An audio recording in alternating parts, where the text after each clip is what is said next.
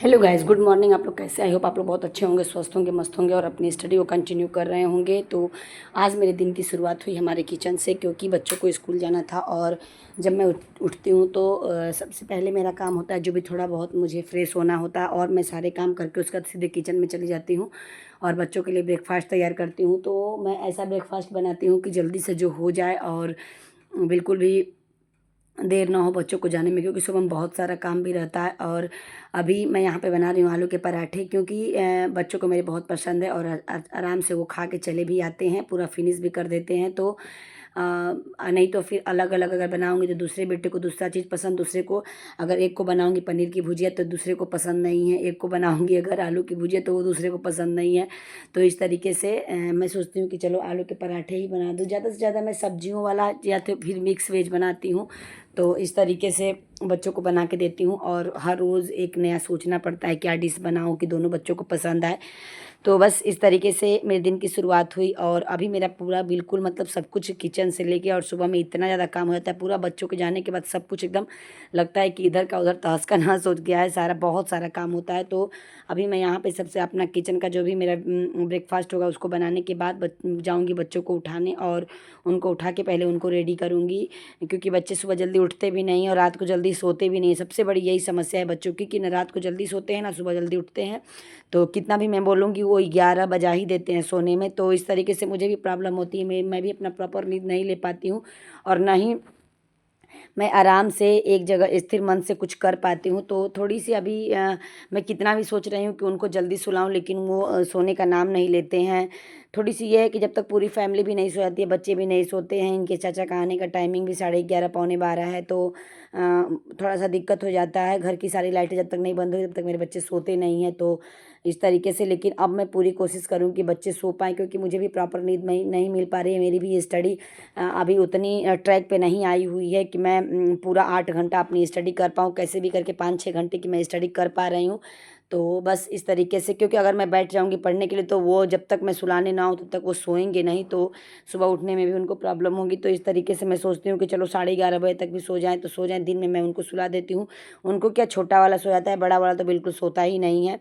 तो बस कुछ इस तरह से मेरा आज दिन का शुरुआत हुआ। तो जल्दी जल्दी मैं पहले अपने किचन का काम फिनिश कर लेती हूँ, उसके बाद फिर बच्चों को रेडी करने के बाद उनको ड्रॉप करूँगी। उसके बाद मैं फिर आगे की वीडियो आप लोगों के साथ शेयर करूँगी। फिर उसके बाद मुझे नहाना होगा, नहाने के बाद फिर मैं जाऊँगी, फिर हस्बैंड के लिए ब्रेकफास्ट बनाना है। उसके बाद ही मेरी आगे की कोई भी स्टडी हो पाएगी। तो आप लोग आगे वीडियो में बने रहिएगा। और मैं एक चीज़ बोल दूँ कि बस आप लोग अपनी स्टडी में लग जाइए, और जितना हो सके आप समय दीजिए, चाहे 4 घंटा 5 घंटा 6 घंटा ही दीजिए, लेकिन आप स्मार्ट स्टडी करिए। मैं आप लोगों से ये चीज़ें बार बार बोल रही हूँ। और ये 21 दिन का जो मैंने चैलेंज लिया है 6 घंटे का, वो मेरा आज ये सेकेंड डे है। तो फर्स्ट डे का मैं बीच में मतलब कल मैं नहीं कर पाई, क्योंकि मैं ज़्यादा सोची कि मैं टाइम नहीं मिल पाया मुझे, और मैं आप लोगों के साथ वो वीडियो नहीं शेयर कर पाई। लेकिन आज ये सेकेंड वीडियो जाएगा जो कि सेकेंड डे का है।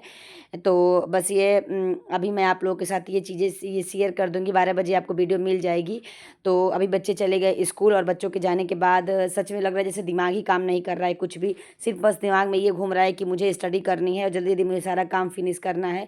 क्योंकि यहाँ पे मुझसे एक गलती हो गई कि हस्बैंड बोले कि तुम ताला खोल के और ताला चाबी अंदर रख देना, फिर मैं भूल गई। यहाँ पे आजकल मैं बहुत चीज़ें भूलने भी लगी हूँ, मुझे समझ में नहीं आ रहा है। इधर मेरा फ्लावर खिल चुका है बहुत सारा, और इसे मैं पूजा के लिए यूज करती हूँ। और अभी देख सकते हैं मौसम भी बिल्कुल ऐसा हुआ है। मैं चली गई थी अंदर, फिर मुझे अचानक याद आया कि अरे मैंने तो ताला लगा लाना ही भूल गया। फिर मैं भाग के जल्दी गई, क्योंकि बाहर है गेट, खुला रहता है, गेट बंद नहीं रहता है, तब कोई ना कोई आके उठा लेके जाएगा। तो इसीलिए मैं भाग के गई, और फिर मैं यहाँ पे भूल गई थी अपना ताला लाना। और उसके बाद मैं चलूँगी, अपना जो भी मेरा काम बिखरा हुआ है पहले उसे समेटूंगी, और उसके बाद ही मैं सच में हाउसवाइफ की ज़िंदगी में बहुत सारी ऐसी परेशानियां हैं जिसे हम झेलते हुए आगे बढ़ते हैं, और अपने जीवन का जो भी हासिल करना चाहते हैं उसे पाने की पूरी कोशिश करते हैं। और सच में कहा जाए तो एक हाउसवाइफ ही है जो अपना सारा काम शिद्दत से करती है। और गलत मतलब भी निकाल लेंगे कि सिर्फ हाउसवाइफ ही क्यों, लेकिन हाउसवाइफ के ऊपर बहुत सारी जिम्मेदारियां होती हैं, घर बच्चे सब कुछ देखना होता है। फिर उसके बाद अपने अगर जो लोग स्टडी करते हैं, जो लोग वर्किंग हैं, उन्हें वो सब काम करना पड़ता है। तो इसलिए अभी आप देख सकते हैं कि मेरा घर सारा ऐसे एकदम बिल्कुल फैला हुआ है, किचन फैला हुआ है। मैं चल रही हूँ, थोड़ा सा उनको समेटूंगी अच्छे से, किचन क्लीन करूँगी, पूरा घर क्लीन करूँगी, उसके बाद ही मैं जाऊँगी आगे नहाने के लिए। उसके बाद फिर ब्रेकफास्ट बनाऊँगी क्योंकि इनको भी 8:30 बजे निकलना होता है कैसे भी करके।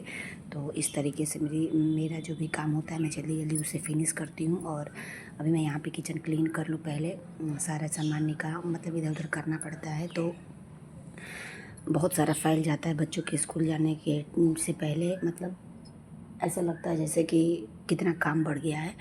और अभी मैं आ गई हूँ अब कमरे में। अब कमरे में बाबू पूरा बैग इधर उधर फैला के पूरा कमरा ऐसे फैला हुआ जैसे लग रहा है कितने दिन से सफाई नहीं हुई है। तो पहले मैं इसको क्लीन कर लूँ, सारा कपड़े हटा लूँ, क्योंकि बाबू का एक शौक नहीं मिल रहा था। तो वही ढूंढने में मैंने सारा अपना कमरा बिखेर दिया, पूरा सारा सामान मैं अलमारी से पूरे कपड़े इधर उधर कर दिए और सारा काम बहुत ज़्यादा बढ़ गया। तो अभी पहले मैं कमरा समेट लेती हूँ, उसके बाद ही मैं अपनी स्टडी करने के लिए बैठूँगी। और पूरा मेरा स्टडी टेबल भी ऐसे ही फैला हुआ है, आप देख सकते हैं कि कितना मेरा स्टडी टेबल फैला हुआ है। और उसको भी मैं पहले समेटूंगी, उसको भी सब अच्छे से करूँगी, क्योंकि जब मैंने पढ़ाई करी थी वो वैसे ही मैं चली गई थी जल्दी जल्दी उठ के, क्योंकि बहुत सारा काम हो जाता है यार, बहुत दिक्कत हो जाती है। एक हाउस वाइफ के जीवन में बहुत सारे संघर्ष हैं, वो सब कुछ ऐसे ही नहीं मिल जाता है, बहुत उसके लिए परिश्रम करना पड़ता है। तो ठीक है, कोई बात नहीं, संघर्ष है तो जीवन है, जीवन में संघर्ष बहुत ज़रूरी है, क्योंकि उसी से आदमी सीखता है कि हमारे जीवन में कितना संघर्ष है। तो अभी सारा पहले अपना काम में समेट लेती हूँ, उसके बाद ही आगे का जो भी मैं आप लोगों के साथ शेयर करूँगी। तो वॉइस थोड़ा धीरे धीरे आज आ रहा होगा, तो आप लोग उसे कंप्रोमाइज़ करिएगा। जब धीरे धीरे सारी चीज़ें होती हैं तब हमें समझ में आता है कि हाँ, हमारे ऊपर कितनी जिम्मेदारियाँ आ गए हैं और हमें सब कुछ लेके चलना है। बहुत सारी ऐसी चीज़ें होती हैं जहाँ पे आपको खुद के साथ समझौता करना पड़ता है, लेकिन कोई बात नहीं है। आप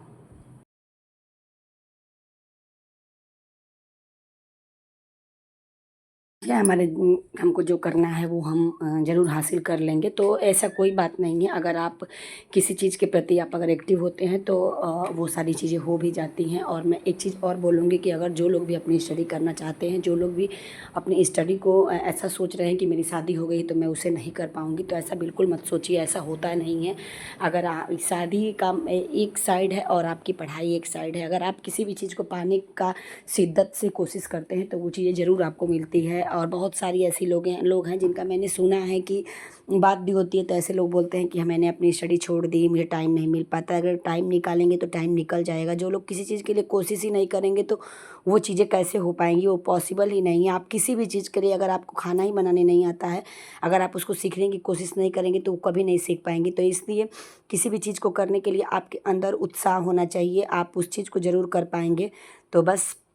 और यहाँ पे मैं पढ़ रही थी हिस्ट्री और जियोग्राफी आज मैंने पढ़ा, क्योंकि मुझे मैथ से मैंने जियोग्राफी पढ़ा और हिस्ट्री को मैं रिवीजन ही कर रही हूँ। खान सर का नोट्स है, उसी से मैं रिवीजन करती हूँ। खान सर और मैराथन क्लास दो लोगों को मैं मिला के करती हूँ। जहाँ पे यहाँ पे कुछ चीज़ें अगर छूटती हैं तो मैं वहाँ से नोट डाउन कर लेती हूँ अपने नोटबुक पे। तो आप देख सकते हैं कि जो मुझे नया चीज़ मिलता है मैं उसे नोट डाउन करते जाती हूँ और फिर मैं इसका रिवीजन संडे और सैटरडे। मैंने एक चीज़ और मैं आप लोगों से बोल दूं कि मैंने 21 दिन का चैलेंज लिया था, जिसमें ये मेरा सेकेंड डे है। और मैं जो भी मेरा रिवीजन होगा वो मैं एक हफ्ते पे करूँगी, यानी सैटरडे और संडे को जो भी मैं अपना नोट्स रखूँगी, जो भी मैं जैसे मैं मतलब कोई चीज़ मैं अगर मुझे नहीं पता है और मैं उसे नोट डाउन करती हूँ तो मैं उसका रिवीजन फिर सैटरडे और संडे को करूँगी। मैं आप लोगों को दिखाऊंगी कि मैंने क्या पढ़ा अब तक और मैंने क्या रिवीजन किया। अगर आप लोग भी कोई भी DSSS का होगा तो वो मुझे कमेंट ज़रूर करेगा। मैं जो चीज़ें पढ़ूंगी वो चीज़ों का हम दो लोग टारगेट लेके पढ़ेंगे कि हाँ हमें ये चीज़ें आज करनी है। और फिर उसके बाद हम लोग लाइव क्लास में लाइव जब पढ़ेंगे तो उसको हम लोग आपस में मिल के और जो भी कुछ होगा उसको सॉल्व भी करेंगे। जो चीज़ें नहीं समझ में आएंगी तो आप लोग ज़रूर कमेंट करिएगा, क्या आप लोग ऐसा करना चाहते हैं तो आप लोग कमेंट बॉक्स में कमेंट कर दीजिएगा, मैं समझ जाऊंगी। और मैं लाइव भी आती हूँ, मैं लाइव स्टडी करती हूँ, तो आप लोग लाइव क्लास से बहुत ज़रूर जुड़िएगा, बहुत हेल्प मिलेगी। जो भी हाउस वाइफ है उन्हें एक दूसरे को देख के ही मोटिवेशन आता है। मुझे भी कहीं ना कहीं मैं किसी लोगों को देखती हूँ, सबसे ज़्यादा मैं सच बताऊँ तो मैं खान सर से मोटिवेट होती हूँ। और एक मैं बता देती हूँ, मैं स्त्री वर्ल्ड जो हैं उनको मैं देखती हूँ, बहुत अच्छी, मतलब सच में उनको आप देखेंगे, उनकी आप लगन को देखेंगे, उनकी चाहत को देखेंगी तो आप ज़रूर मोटिवेट होंगी। तो मैं आप लोगों को बता दूं कि वो सच में एक बोला जाए तो उन्होंने बहुत परिश्रम किया है और बहुत मेहनत करी है।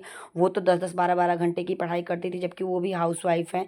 बस उनके साथ ये एक प्लस पॉइंट था कि उनका कोई बेबी नहीं था। उनकी फैमिली वाले बहुत सपोर्टिव थे। सबके फैमिली वाले होते हैं, मेरी भी फैमिली वाले बहुत सपोर्टिव हैं। अगर आप भी कोशिश करेंगे तो आपकी फैमिली वाले भी बहुत सपोर्टिव रहेंगे। बस आज के समय में कोई ऐसा नहीं है जो अपने घर की लड़कियों को, अपने घर की बहुओं को पढ़ाना नहीं चाहता। सब लोग चाहते हैं कि हर जगह लोग जॉब करें। बहुत कम ही परसेंट लोग होंगे जो नहीं चाहते होंगे, लेकिन 99% लोग, यानी मान लीजिए 90% ही हम मान के चलते हैं, लोग ये चाहते हैं कि हमारे घर की बहुएं, हमारे घर की बेटियां सक्सेस हों। ऐसा जब आप अपने दिमाग में गलत चीज़ें लाएंगी तो वो गलत चीज़ें होंगी। आप अच्छी चीज़ें सोचेंगी तो वो अच्छी चीज़ें होंगी। तो इस तरीके से आप अपने दिमाग में अच्छी चीज़ें सोच के चलिए। अगर आप एक्टिव रहेंगी तो घर वाले क्यों नहीं आपका साथ देंगे। अगर आप ही नहीं पढ़ना चाहेंगी तो घर वाले क्यों आपका साथ देंगे। दुनिया में कोई भी ऐसा इंसान नहीं है जो आगे से आपको आके कहे कि तुम ये काम कर लो। आप किसी भी काम के लिए जब तक आप अग्रसर नहीं होंगे, आप आगे नहीं आएंगे, तब तक आप कोई भी काम नहीं कर सकते हैं। तो इसलिए आपको ही कदम बढ़ाना होगा, चाहे कोई भी हो, चाहे लड़की हो, चाहे हाउसवाइफ हो, चाहे कोई भी हो। क्योंकि लड़कियों को भी आगे आना पड़ता है कि मुझे ये पढ़ाई करनी है, मुझे ये करना है, मुझे अपने जीवन में ये हासिल करना है। तो आपको ही आगे आना पड़ेगा। आपको कोई ऐसा नहीं है जो बोलेगा कि नहीं तुम चलो, तुम ये करो, तुम वो करो, तुम वो करो। नहीं, कोई नहीं बोलता। ऐसे बहुत कम परसेंट लोग मिलते हैं जो ऐसा बोलते हैं। तो मैं आप लोगों से ये बोलूँगी कि अगर आप लोग भी कुछ करना चाहते हैं तो आप लोग खुद आगे बढ़िए, खुद अपने फैमिली वालों से बोलिए, उनका सपोर्ट आपको ज़रूर मिलेगा। क्योंकि जो अच्छी चीज़ें होती हैं तो कोई उस चीज़ों को मना नहीं करता है। बस ये है कि कोई बुरा चीज़ ना करे, बुरा काम ना करे। क्योंकि बोला जाता है ना कि अच्छी चीज़ें आपको आगे ले जाती हैं और बुरी चीज़ें आपको पीछे खींचती हैं। तो इसलिए आप कभी भी बुराई की तरफ मत चलिए, आप हमेशा अच्छाई की तरफ चलिए और हमेशा आप अपने कार्य को पूरा करिए। क्योंकि आपके जीवन में वो चीज़ें होती है कि आप ऐसा ना करें कि आपने कोई चीज़ ठान लिया, उसे बीच में ही छोड़ दिया। आप अपने पीछे का परिश्रम देखिए, आगे आपकी कितनी सीढ़ियाँ बाकी हैं, आप उसे देखिए। आपने कितनी सीढ़ियाँ पार कर ली है, आप उसे देखिए। अब आपने अगर मान लीजिए 100 सीढ़ी है और आपने 70 सीढ़ियाँ पार कर ली हैं और आपके पास से 30 सीढ़ियाँ बची हैं, तो आप इससे बिल्कुल भी घबराइए मत। क्योंकि आपने बहुत सारी सीढ़ियाँ पार कर चुकी है। तो आपको कम सीढ़ियाँ आप पार करनी है, तो आप आगे बढ़ते जाइए। आप आज नहीं तो कल आपको आपकी मंजिल ज़रूर मिलेगी। चाहे 1 साल बाद मिले, 2 साल बाद मिले, लेकिन मिलेगी ज़रूर। क्योंकि कभी मेहनत कभी ख़राब नहीं जाती है। आप अगर अच्छी चीज़ें कर रहे हैं तो वो कभी आपके लिए ख़राब नहीं होंगी। आप हमेशा अपने जीवन में वो चीज़ पाएंगे ही जो आपने चाहा है। और यहाँ पे मैं अभी पढ़ रही थी जियोग्राफ़ी का। मैंने जैसे स्टार्टिंग से जो मैंने सर पढ़ाई हुई है जियोग्राफी में मैप के द्वारा, मैं उसी को पढ़ रही थी। तो अभी मैंने बहुत सारे ऐसे देश हैं जिनका मुझे, मतलब सच बताऊं तो जियोग्राफी में जब तक आप मैप से नहीं पढ़ेंगे, तब तक आपको, जब तक आप एटलस का यूज नहीं करेंगे, आपको कुछ नहीं समझ में आएगा। वो एटलस आपके लिए जियोग्राफी में बहुत ही फ़ायदेमंद है। तो आप लोग एटलस से ही आप अपनी पढ़ाई करिए और देखिए आपका कितना अच्छा। जस्ट में खान सर तो ऐसा पढ़ाते हैं कि आप एक बार अगर वो पढ़ा दिए, आप अपने दिमाग में वो चीज़ें आपको समझ में अगर आ गई हैं और आप उसको आंख बंद करेंगे तो आपकी सारी चीज़ें सामने आ जाती हैं। तो इसलिए मैं बोलूँगी कि आप लोग पढ़ाई करिए। हो गई बहुत सारी ज्ञान की बातें, मैंने आप लोग बोलेंगे कि बहुत ज़्यादा ज्ञान दे दी, लेकिन कुछ चीज़ें बताना मेरे मन में होता है जो मैं आप लोगों के साथ वो चीज़ें शेयर कर देती हूँ। तो बस चलिए, मिलते हैं नेक्स्ट ब्लॉग में। तब तक के लिए बाय बाय। वीडियो अगर अच्छी लगी हो तो वीडियो को दिल से लाइक और शेयर सब्सक्राइब जरूर करिए, कमेंट भी करिएगा। और जो कुछ भी मुझसे जहाँ पे गलती हुई होगी आप लोग उससे मुझे कमेंट में ज़रूर बताइएगा। बस मेरा यही मोटिव है कि मैं अगर किसी के लिए भी कुछ कर पाती हूँ तो मेरे जीवन के लिए ये बहुत अच्छी बात है। तो बस चलिए, मिलते हैं नेक्स्ट ब्लॉग में। तब तक के लिए बाय बाय।